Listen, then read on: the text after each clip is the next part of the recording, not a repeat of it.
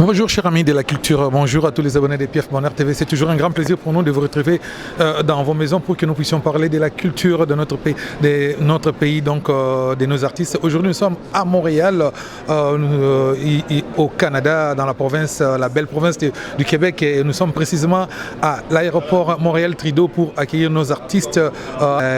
Baza déjà na terrain, donc voilà, Bomoni Bilili Angwana, donc Chirimo Gratana, Aza déjà na terrain, donc voilà quoi, donc Nokolia Sazali, mon petit mocho Alain Pela, donc Bangotou Baza na terrain.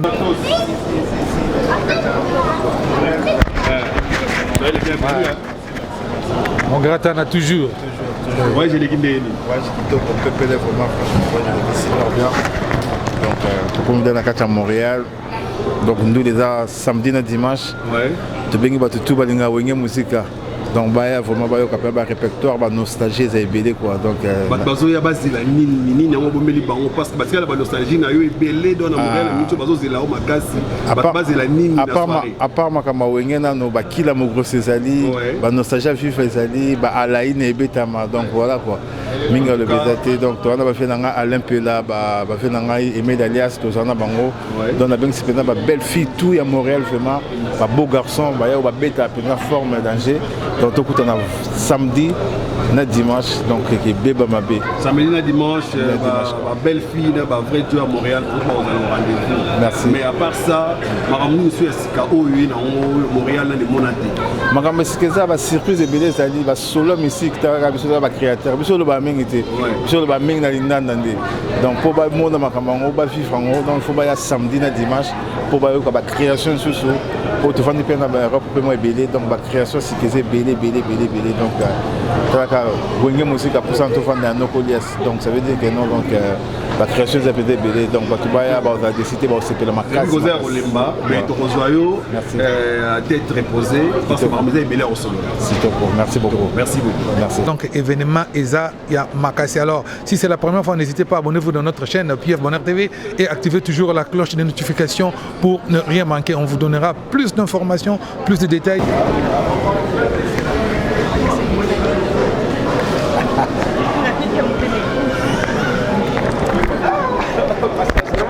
Nokolias, donc avec Emile Alias de Mingongo, toujours Nokolias, c'est bienvenu à Montréal, au Canada.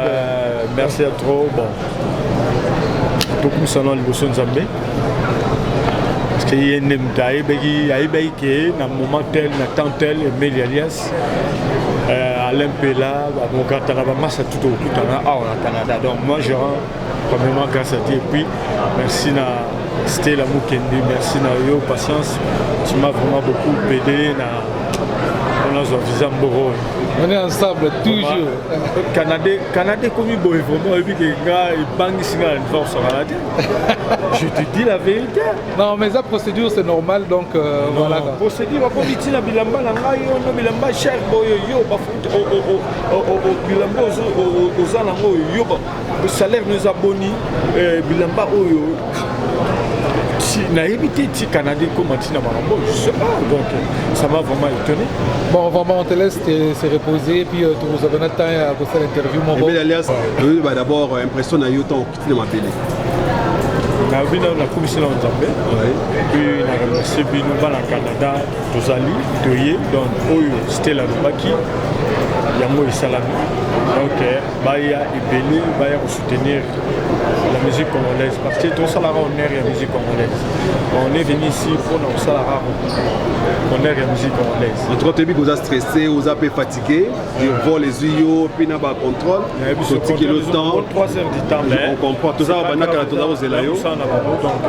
C'est ça, donc on va te laisser te reposer et puis on va revenir pour la continuité. Un dernier mot pour la Montréalais. Au bazo zela vraiment ba mona Emile ya Susu au ba mona kala sur scène. Yo ralingi ngala talaga toi baya ibeli baya vraiment tout ça na di passe na Alain Pela depuis mon tour à Tanzania na bamasa oyo tokuta awa vraimen tosala suka na boulot ozala décide. Bienvenue donc alors sans oublier vous êtes sur PF Bonheur TV donc en direct de Montréal. Plaisir à trop tout le monde en tous en répétition bamomi à vrai joe oyebi tozala bamboro eza na poto na Paris na France na Belgique partout bastress ya misala mais toya to se décompresser et ça le plaisir kitoko. Bienvenue. Merci. Et puis tozobenga mourir à bonne musique na wingé donc boya et belé vrai chéri vrai Joe à Montréal donc bozala samedi dimanche donc ya koyinda grave talaka makamon ngezala sans oublier yemoko de mon vieux propre donc José Mbirija donc toujours Patisei Pati yo photokuta na tobeta bana masolo Patisei yo moko yebi donc situation ndenge mais tout ça pénation nyonso bana mai baya réflexion baya omona ja ndenge wenge pusa na tovana te oza wenge pusa tovana oza idéologie donc ngampela mon gratana na mwa bana mai mais pusa tovanda pe oyeya beka oyepa za mona pusa tovana toujours. Bienvenue au Canada. C'est la vérité dans la répétition. Mon gratana, toujours. Le solution c'est du Saint-Esprit. C'est qu'il n'a jamais joué les faux morceaux depuis qu'il est né. Répétition, tout le monde a mis dans la répétition. L'adresse est fichue à la masse. On va à Maïboya. On va soutenir le biseau. On va vraiment pour le Gabina. Donc, Wengé, Wengé, donc, la 4x4.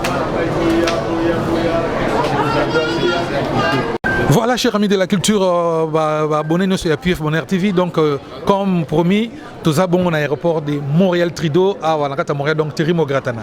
Yéyo Azana terrain, donc Boya et Belé. Alors, Terimo Gratana, bienvenue dans la belle province à Québec, dans Montréal. Merci. Vraiment, tout ces plateaux. Alors, impression avec Nini pour d'abord la ville, la Montréal, puis Nini Oyo, Ozali, Bombela et tout réservé ba fan ya wenge pour ça na to vanda ya bana wenge bana viva nini ozalo ko bombela ba.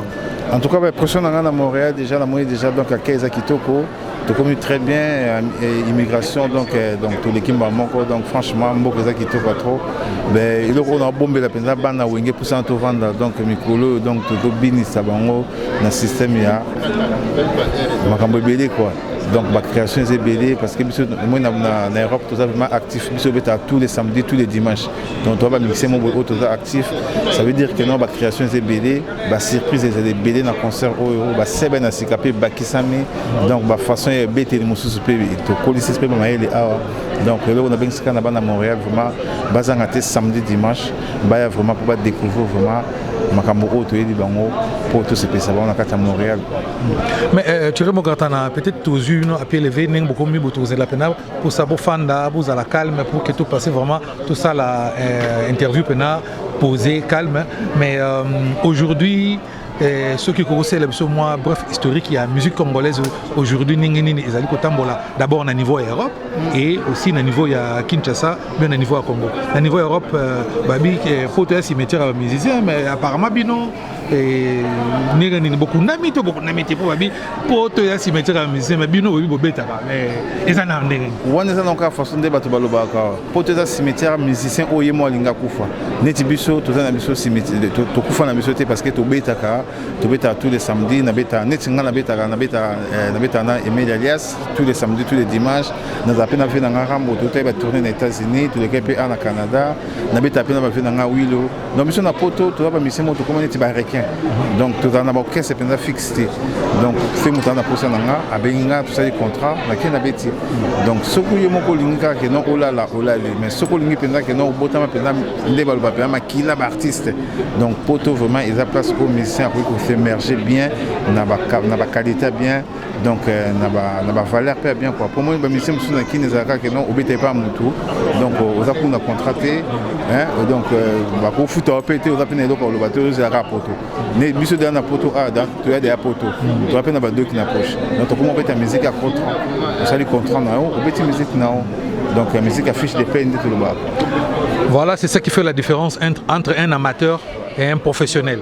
voilà, to bombe bino ba surprise ebele vraiment kitoko trop. Donc merci beaucoup na bande ko nyonso bazali ko landa biso. Ben c'est le vôtre PFB donc Papa Bonheur en direct de Montréal et avec Thierry Mogratana na wenge pusana to vanda artiste bazo bima to ze la bango pour mon abilili vraiment kitoko trop. Donc merci beaucoup donc ndenge kaka boyebeli donc to pesimbo telisusu na José Mbirija quoi. Patisei Lionel Letei Pichu Shimoto sans oublier Yemei le grand producteur Stella quoi hein? Babi Stella production na bokasi na yede artiste oya hein, ya calibre international donc baza déjà na terrain donc beau sanaté samedi dimanche rendez-vous Izamoko na kata Montréal à suivre. Mais ça, c'est toi, on a répétition, toi, on a quelques répétitions. Répétitions à l'élo. Répétitions à l'élo, donc. Déjà, moi, avant, beaucoup de répétition. Donc, adresse les Kanakachi. Voilà, tu as la adresse les Kanakachi, donc, les Kanakachi, beaucoup de monde. Place Nini, Boya, pour vivre vraiment un spectacle qui toko, répétition qui toko. Voilà, toi, l'artiste, la binon, donc, beau, c'est Pélissabango. Ah, ils allaient Montréal, ici, c'est Montréal. Ici, c'est Montréal, donc. N'est pas mon baloba. Mon poto na Canada. À suivre. Merci beaucoup Thierry. Donc c'est livré. Donc Talagaka, ami d'enfance. Toujours. Ça fait longtemps donc depuis mon bel donc ça date il te coûte un lelo. Voilà mon bel. Malgré tout na bimone tu la machine na pe descendant mon bel. Pepe Mbali. Gilles Mbokoli.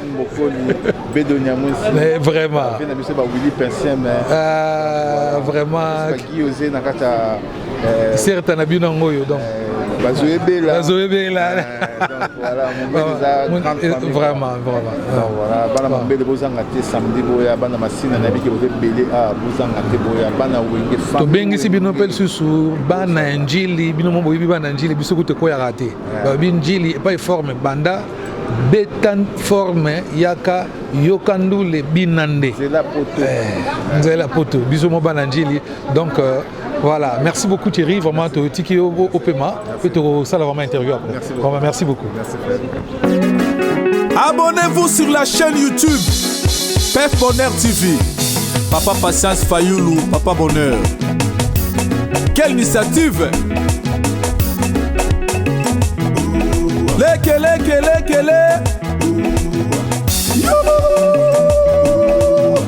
Batatu bamamu. Louakou. Kele.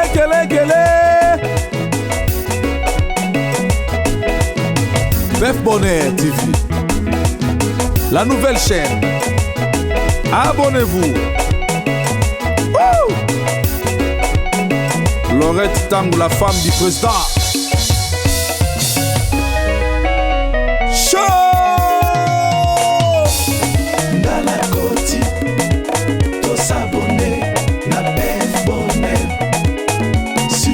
Na Kini Torokota te. Na Paris Torokota te. PF Bonheur ye na makambo asika. Nga na kotiko. Surtout na Canada, botika la sima te. Kuna na États-Unis Borokota te. PF Bonheur beta maboko. Manabi beta lisusu. TV Dousola. Aïe! Nanakoti, to s'abonner, na PF Bonheur sur YouTube.